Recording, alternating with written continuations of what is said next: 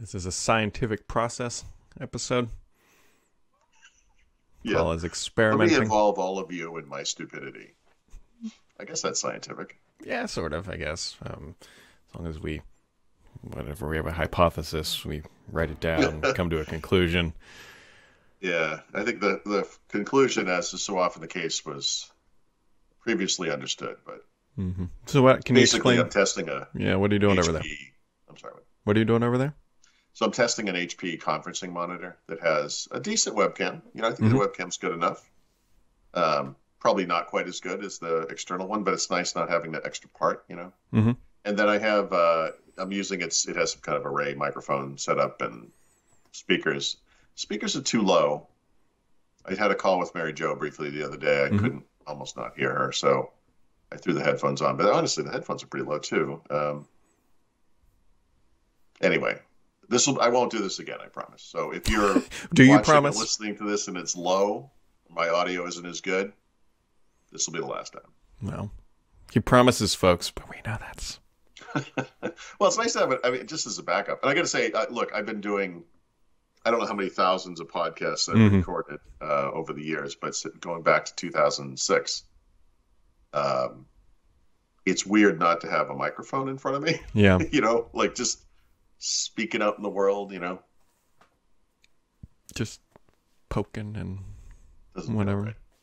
Well, Paul, your microphone that you do and do not have is much like the ad that Microsoft did and did not include in File Explorer, which I love. I just love Microsoft. We accidentally just gotta push that out there. Well, by the way, so that's a great example of telling the truth and not telling the story, right? hmm Yeah, I believe that they accidentally pushed that thing out to the public through the hmm Insider program, but that obscures the fact that they are testing ads in File Explorer, right? I mean, they've done it before, right? This isn't the first time we've seen ads in File Explorer. Yeah. And I keep bringing up the same thing. I'm sorry, I'm a broken record, but the whole slippery slope thing, like you don't start adding ads into something and not do more of them over time. Of course you are. Ads are all over Windows 11. hmm And they're not. I'm looking at my taskbar right now and I'm thinking, man. So there's a weather widget. It's like those. What if just like a little, like, I don't know, Advil little thing just like popped Of up course, yeah, a there? little thing pops out. Hey, you can save 40% on Pampers right now. It's a good deal if you could though. Um, I'm both too young and too old to need Pampers right now. I am also in that stage. I'm much closer to too young. Hopefully, geez, let's just say hopefully at this point. Um, I actually, the weather widget thing is maybe the most insidious example of this kind of advertising because it hides under something that people like. mhm. It's a weather alert, not alert, but it's a weather display that's nice. Yeah. And people would be inclined to click it, especially now that it's where the start button used to be. And then you get the whole terrible world of MSN and Bing and Kim Kardashian's new dress and actress whoever looks stunning in whatever bikini in whatever location and whatever other terribleness is in there. It's like, great, hmm thanks. I was just wanted to see the weather. I was really hoping you were going to be tuning in today for Microsoft's new $800 webcam, which. I wanted to talk to you about that. So better than most. Several years ago hmm now, Microsoft was working on a USB-C Yep. webcam for Surface Hubs. And hmm at the time, maybe I don't even know what they shipped like, but they used to have those things had like USB-C ports all around the Yep. outer edge. And I think the point back then was you could have multiple cameras. Well, Paul, if you remember, hmm um, at one point in time, Microsoft said, "Hey, you can grab this ginormous screen and rotate it." Yes, And so you that's would right. need a USB-C. Oh, I see. Because you could move it. Yeah. Okay. Yes. Yes. Yes. Okay. Yeah. And actually, at the time, I think I don't know if it was speculation or maybe you had heard from a source or something, but I believe the idea at the time was that there was going to be a Surface branded webcam that hmm would be probably kind of expensive, but you could buy it and use it on hmm your computers. Yep. As you. You can actually see it. Well, you don't see it. I'm looking at their images again.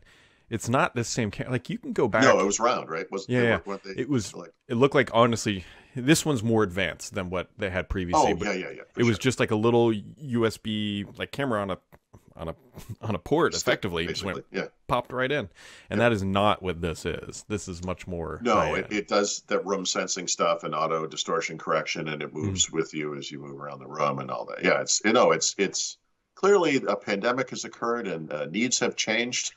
Technology has advanced, and also prices have gone up. Yeah, they have. They've gone up. The inflation is a thing. That's an Apple price. That's the wheels on a Mac Pro or the cleaning cloth or the. Well, I will push back on the cleaning cloth just a little bit because this is at least functional, and this is purely designed or pushed at people who've already spent many thousands of dollars on a piece of hardware for a conference room, and they know they have a captive audience. They're like, "Yeah, you're screwed." If you want a camera, this is the throw good money after bad theory of finances. Potentially, I guess it depends if you think the Surface Hub 2S is good or bad. So, I don't think there's anything. The Surface Hub, whatever, suffered from being released right before a pandemic when no one was going into a room, let alone an office, congregating together in a tight space and breathing each other's air. That's something I don't think anyone thought about one way or the other about 3 years ago. 2 years ago last week, right? Yeah, and so I guess people go back to the office. I mean, I could look. People, it's not Microsoft's fault. This is just a bad circumstance for them. But people are already up in arms about going back to the office. Imagine you're forced to go back to the office. You're like, okay, I get it. Okay, fine. Come back. I get it. I have to. It's my job. And then they're like, all right, but everybody, now we're going to have 2 meetings a week. It's going to be in this 500 square foot room over here. And don't worry, there's going to be a giant screen we're all going to share. And it'll be fine. What could go wrong?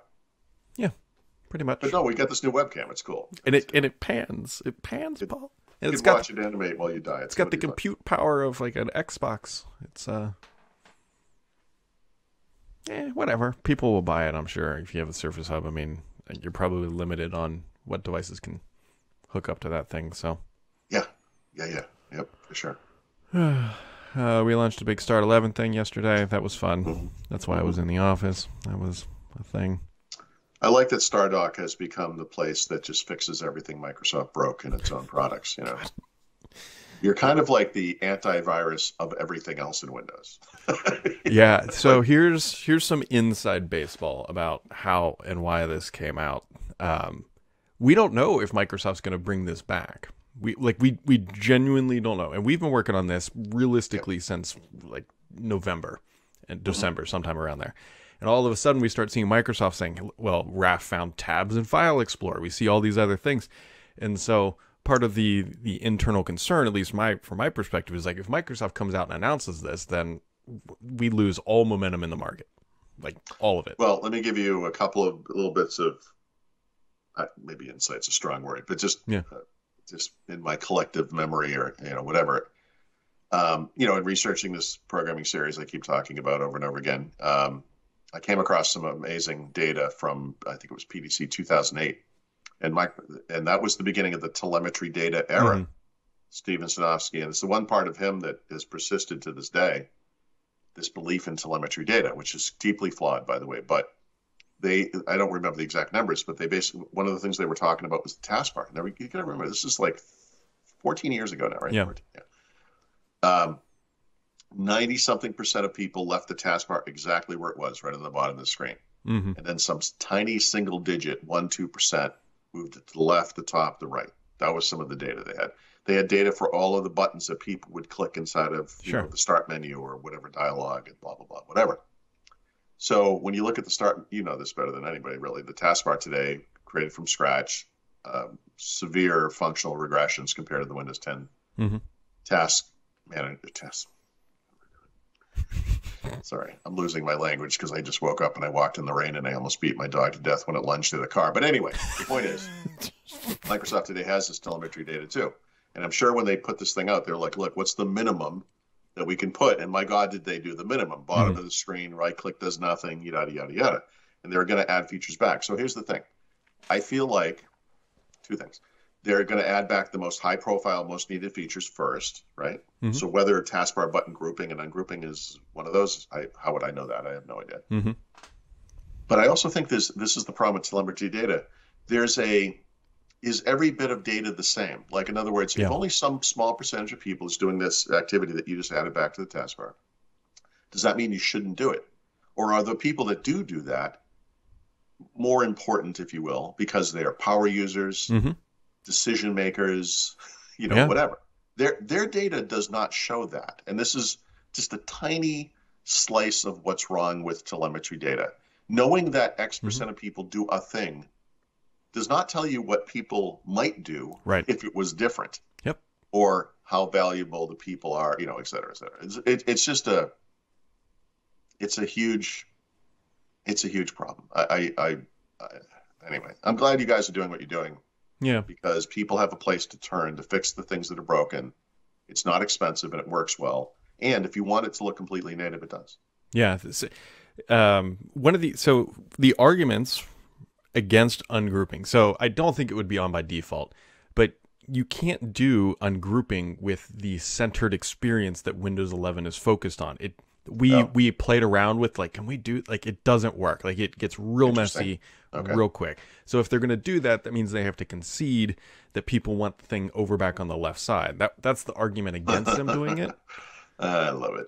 So I have no idea if they're bringing it back or not. But when we started to see all these features comes out, we're like, okay, we got to get this thing. We got to get it out in beta, because it was literally a rebuild for us. Like, we own the taskbar, own it within our stuff. It's not a bit flip. Like, there's people will say, well, you can go use Explorer Patcher, which is a free utility, but all that does is it resurfaces Windows 10 bits inside of Windows 11.